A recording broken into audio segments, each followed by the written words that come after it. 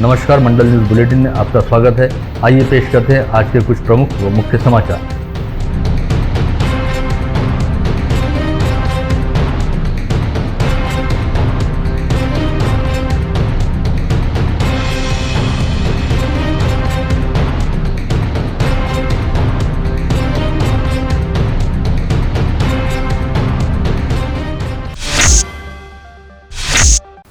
विगत 2-3 दिनों से कुछ राजनीतिक दलों व व्यापारिक संगठनों द्वारा लॉकडाउन का विरोध करते हुए व्यापारिक प्रतिष्ठानों को खोले जाने का आह्वान किया जा रहा था। ऐसे में कई व्यापारियों में भी लॉकडाउन के खिलाफ भावनाएं उग्र हुई और उन्होंने शुक्रवार को अपने व्यापारिक प्रतिष्ठान खोले। हालांकि इसमें से अधिकांश व्यापारियों ने अपने प्रतिष्ठानों के शटर आधे ही खोलकर रखे थे और दुकान के भीतर व्यापारिक गतिविधियां चलाई जा रही थी, किंतु ग्राहकी का कहीं पर कोई अता पता नहीं था। इन सभी दुकानदारों के खिलाफ अब मनपा व पुलिस प्रशासन द्वारा महामारी प्रतिबंधात्मक अधिनियम एवं जिला आपत्ति व्यवस्थापन अधिनियम सहित भारतीय दंड संहिता के तहत कड़ी कार्रवाई की जा सकती है।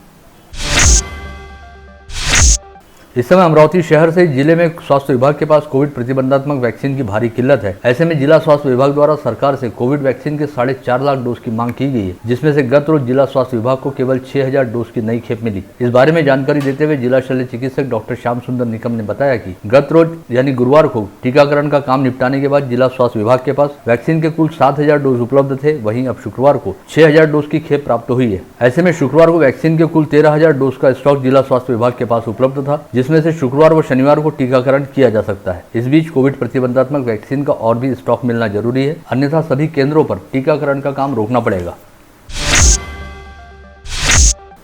राज्य में आगामी 11 अप्रैल को होने वाली एमपीएससी परीक्षा को कुछ समय के लिए स्थगित कर दिया गया है। इस बारे में मुख्यमंत्री उद्धव ठाकरे ने उप मुख्यमंत्री अजित पवार, राजस्व मंत्री बालासाहेब थोरात व मंत्री एकनाथ शिंदे सहित वरिष्ठ अधिकारियों के साथ वीडियो कॉन्फ्रेंसिंग के जरिए बैठक करते हुए यह निर्णय घोषित किया है। साथ ही फिलहाल इस परीक्षा की अगली तारीख को लेकर कोई घोषणा नहीं की गई है। राज्य में विगत कुछ दिनों से लगातार बढ़ रही कोविड संक्रमितों की संख्या को देखते हुए विद्यार्थियों की सुरक्षा के मद्देनजर मनसे प्रमुख राज ठाकरे ने शुक्रवार की सुबह ही सीएम उद्धव ठाकरे से फोन पर चर्चा करते हुए एमपीएससी की परीक्षा को स्थगित किए जाने की मांग की थी। साथ ही विगत कुछ दिनों से एमपीएससी परीक्षा की तैयारी कर रहे परीक्षार्थियों द्वारा भी यह मांग की जा रही थी, जिस पर सीएम उद्धव ठाकरे द्वारा सकारात्मक भूमिका अपनाई गई। राज्य शिक्षा मंडल द्वारा ली जाने वाली कक्षा 12वीं की परीक्षा आगामी 23 अप्रैल से शुरू होने जा रही है, किंतु इस वक्त राज्य में 30 अप्रैल तक कड़ा लॉकडाउन है और शनिवार व रविवार को वीकेंड जनता कर्फ्यू लागू किया गया है। ऐसे में शनिवार 24 अप्रैल को होने वाला भाषा विषय का पेपर स्थगित किया जा सकता है, ऐसी तीव्र संभावना जताई जा रही है। राज्य माध्यमिक व उच्च माध्यमिक शिक्षा मंडल द्वारा 23 अप्रैल से कक्षा 12वीं व 29 अप्रैल से कक्षा 10वीं की शालांत प्रमाण पत्र परीक्षा लेने का नियोजन किया गया है।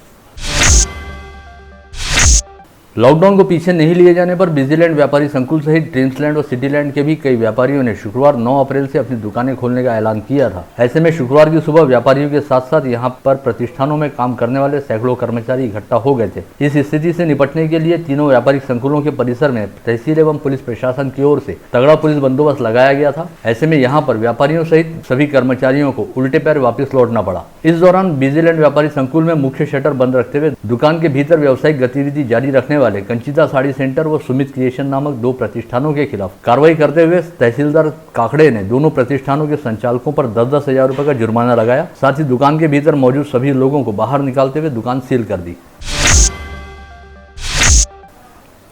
शुक्रवार की सुबह बिजीलैंड व्यापारी संकुल की दुकानें खुलने वाली हैं, ऐसी जानकारी रहने के चलते यहां पर काम करने वाले कर्मचारी व कामगार शुक्रवार की सुबह से बिजीलैंड परिसर में पहुंच गए थे, किंतु बिजीलैंड व्यापारी संकुल का मुख्य प्रवेश द्वार बंद रहने की वजह से इन कर्मचारियों की भीड़ हाईवे पर जमा हो गई, जिससे यहां पर काफी देर तक यातायात भी प्रभावित रहा। राज्य में इस समय कोविड संक्रमण की स्थिति नियंत्रण से बाहर जा चुकी है। ऐसे में हालात को संभालने और लोगों की जान बचाने के लिए राज्य में 3 सप्ताह का कड़ा लॉकडाउन लगाया जा सकता है। इस आशय के संकेत कांग्रेस नेता व राज्य के समाज कल्याण मंत्री विजय वडेट्टीवार द्वारा दिए गए। वडेट्टीवार के मुताबिक कोविड संक्रमण को नियंत्रित करने हेतु राज्य सरकार द्वारा हर संभव प्रयास किया जा रहा है, लेकिन कोई भी उपाय सफल होता दिखाई नहीं दे रहा। ऐसे में लोगों की जान बचाने के लिए कुछ दिनों का संपूर्ण व कड़ा लॉकडाउन लगाया जाना बेहद जरूरी है, जिसके बारे में वे आज ही मुख्यमंत्री उद्धव ठाकरे से चर्चा करेंगे। वडेट्टीवार के मुताबिक आगामी 10 दिनों के दौरान महाराष्ट्र में एक्टिव पॉजिटिव मरीजों की संख्या 10 लाख के आसपास पहुंच सकती है। इससे ही लगातार विस्फोटक होते जा रहे हालात का अंदाजा लगाया जा सकता है।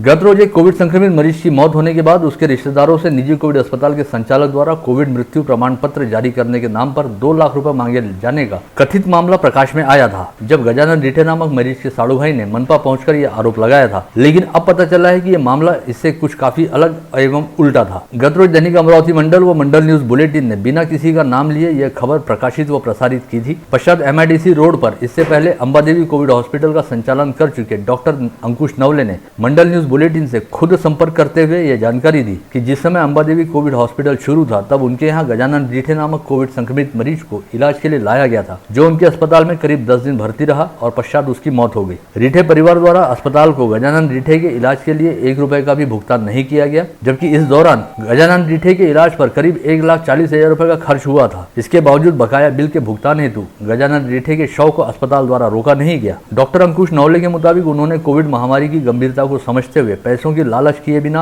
मरीजों का इलाज किया और कई मरीजों को बिल में काफी छूट भी दी। साथ ही कभी किसी मरीज को एडवांस के लिए अड़ाया भी नहीं। चूंकि रीठे परिवार ने उन्हें 1 रुपए का भी भुगतान नहीं किया था, अतः उन्होंने केवल 1-2 बार रीठे परिवार के सदस्यों से संपर्क कर अपने बकाया बिल का भुगतान करने का निवेदन किया है। लेकिन इसका मतलब यह नहीं है कि उन्होंने गजानन रीठे का मृत्यु प्रमाण पत्र जारी करने के लिए पैसे मांगे हैं।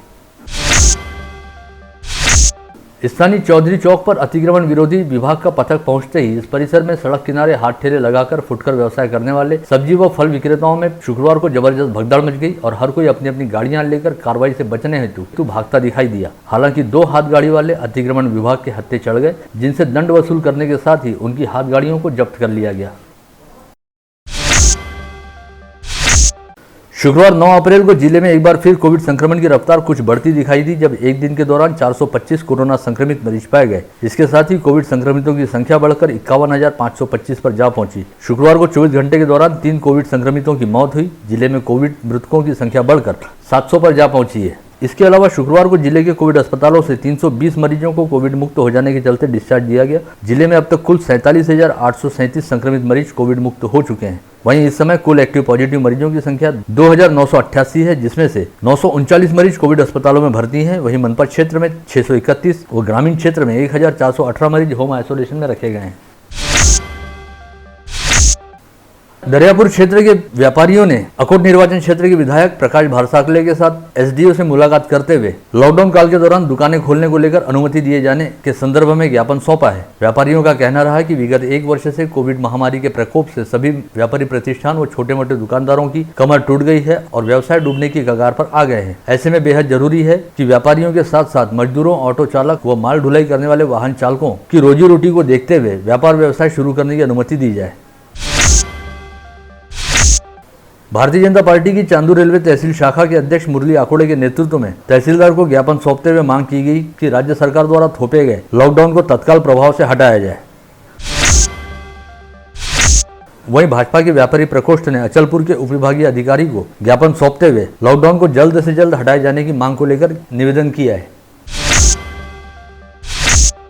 जिले की अचलपुर तहसील अंतर्गत येसुर्ना निवासी 30 वर्षीय नितिन श्रीधर थोरात की नागपुर निवासी एक युवती के साथ फेसबुक पर जान पहचान हुई। दोनों में मित्रता हुई और अक्टूबर 2020 में नितिन इस युवती से मिलने नागपुर पहुंचा, जहां पर सीताबर्डी इलाके स्थित नवनीत लॉज में नितिन ने इस युवती को बुलाकर उसके साथ शारीरिक संबंध रखे और अनजाने में उसका अश्लील वीडियो तैयार कर उसे ब्लैकमेल करने लगा। पश्चात 30 मार्च को नितिन ने इस युवती को धमकी देकर अमरावती बुलाया और महेंद्र कॉलोनी में एक किराए के मकान में ले आकर 10 दिनों तक उसके साथ जबरदस्ती की। इस बात की जानकारी मिलने पर गाड़गेनगर थाना पुलिस ने तत्काल मौके पर पहुंचकर युवती को कमरे से रिहा किया और युवती की शिकायत पर नितिन थोरात के तहत विभिन्न धाराओं के अंतर्गत अपराध दर्ज करते हुए उसे गिरफ्तार किया। साथ ही नितिन थोरात को नागपुर के सीताबर्डी पुलिस के हवाले भी किया गया है।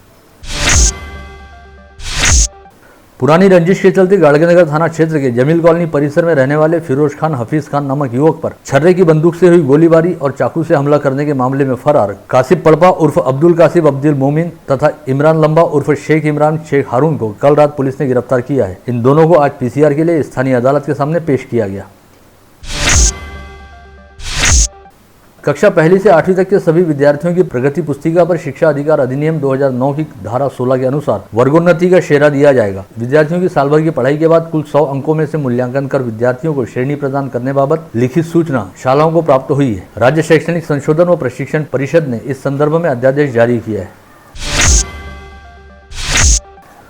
बहुचर्चित शौचालय घोटाला मामले में मनपा के तत्कालीन लेखाधिकारी प्रेमदास राठौड़ को आर्थिक अपराध शाखा ने बुधवार को गिरफ्तार करने के बाद कल न्यायालय में पेश किया था और न्यायालय ने राठौड़ को 4 दिनों तक आर्थिक अपराध शाखा की हिरासत में रखने के आदेश दिए थे। राठौड़ की गिरफ्तारी के बाद अब शौचालय घोटाला मामले में मनपा के और कितने अधिकारियों व कर्मचारियों को हथकड़ी लगेगी, इस ओर सभी की नजरें लगी हैं। इसी बीच शौचालय घोटाला मामले की जांच कर रहे आर्थिक अपराध शाखा के पीआई शिवाजी बचाटे ने बताया कि फिलहाल प्रेमदास राठौड़ के बैंक खातों की पुलिस द्वारा जांच की जा रही है। उन्होंने घोटाले की रकम कहां इन्वेस्ट की, इस रकम से क्या खरीदारी की और उनके कितने बैंक खाते हैं आदि सभी की जांच के बाद जरूरत पड़ने पर प्रेमदास राठौड़ के बैंक खातों को सील भी किया जा सकता है।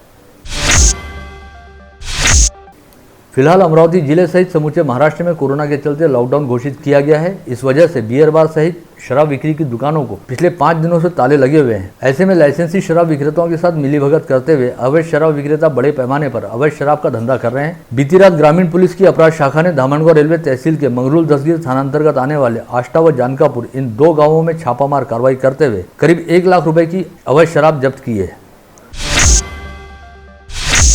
दूसरे के नाम पर नकली फर्म खोलकर करोड़ों रुपयों के कपास की खरीदी बिक्री करने वाले गोपाल निर्मल, संजय प्रयाल व संजय साहू को क्राइम ब्रांच की टीम ने हिरासत में लिया है। इन तीनों को पुलिस रिमांड में लेकर मामले की जांच की जा रही है। मेलघाट व्याघ्र प्रकल्प के क्षेत्र संचालक पद पर भर्ती को लेकर मंत्रालय में गतिविधियां शुरू हैं। इसी बीच इस पद के लिए एक बार फिर भारतीय वन सेवा के 2 गुटों में रस्साकशी देखी जा रही है। यह पद अपने हिस्से में आना चाहिए, इसके लिए दक्षिण के गुट द्वारा जबरदस्त प्रयास किए जा रहे हैं तथा इसे विफल करने के लिए दूसरा गुट भी सक्रिय है। मेलघाट व्याघ्र प्रकल्प का क्षेत्र संचालक पद फिलहाल प्रतिष्ठा का विषय बना हुआ है और यह पद किसके पास जाएगा, इस ओर सभी की निगाहें लगी हुई हैं। शहर पुलिस आयुक्त डॉक्टर आरती सिंह ने कल गुरुवार की रात फिर 3 पुलिस कर्मचारियों को मुख्यालय अटैच करने से पुलिस आयुक्तालय में सनसनी मची हुई है। फ्रेजरपुरा पुलिस थाने के बंशी भटकर, आनंद जाधव तथा वलगांव पुलिस थाने के पंकज लोखंडे इन 3 पुलिस कर्मचारियों को हेडक्वार्टर अटैच किया गया है। इससे 2 दिन पहले 6 पुलिस कर्मचारियों पर भी मुख्यालय अटैच करने की कार्रवाई की गई थी। नांदगांवपेट स्थित ITI सिल्वर कैंप में रहने वाली एक युवती का तपोवन परिसर में रहने वाले युवक के साथ विवाद तय हुआ था। 1 जनवरी को उनकी सगाई का कार्यक्रम भी हुआ था, लेकिन इसके बाद वर पक्ष की ओर से दहेज की मांग होने लगी। ऐसे में युवती ने नांदगांवपेट पुलिस थाने में इसकी शिकायत दर्ज कराई। इस शिकायत पर पुलिस ने तपोवन निवासी प्रफुल्ल कुमार नाना साहब तायवाड़े समेत उसके परिवार की 4 महिला सदस्यों के खिलाफ दहेज प्रतिबंधात्मक कानून की धारा के तहत अपराध दर्ज किया है।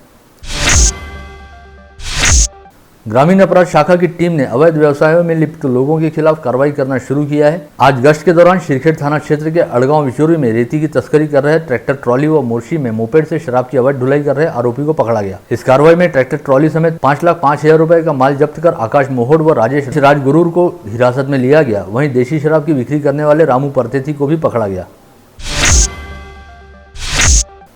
जिले के नांदगांव खंडेश्वर पुलिस थाने में कार्यरत महिला पुलिस सिपाही सुषमा येवतीकर सहित एक अन्य पुलिस सिपाही रविंद्र बोंद्रे को थाने में दर्ज दफा 324 की घटना में गिरफ्तारी से बचाने के लिए एक युवक से 3,000 रुपए की रिश्वत लेते हुए एंटी करप्शन ब्यूरो के दल ने रंगे हाथों गिरफ्तार किया है।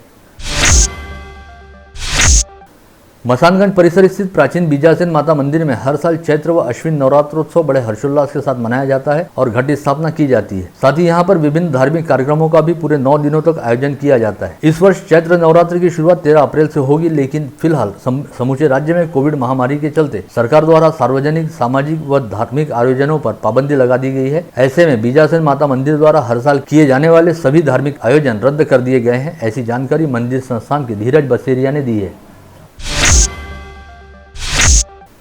दरियापुर फोटोग्राफर एसोसिएशन की ओर से दरियापुर के तहसीलदार व पालिका नगराध्यक्ष को निवेदन सौंपकर लॉकडाउन काल के दौरान फोटो स्टूडियो शुरू करने देने की अनुमति मांगी गई है। ज्ञापन में कहा गया है कि फोटोग्राफी व्यवसाय अब केवल शादी समारोह तक ही सीमित रह गया है, अतः एन शादी विवाह के सीजन में कोविड संक्रमण अपने तेवर दिखा रहा है। ऐसे में फोटो व्यवसायियों को भुखमरी का सामना करना पड़ रहा है।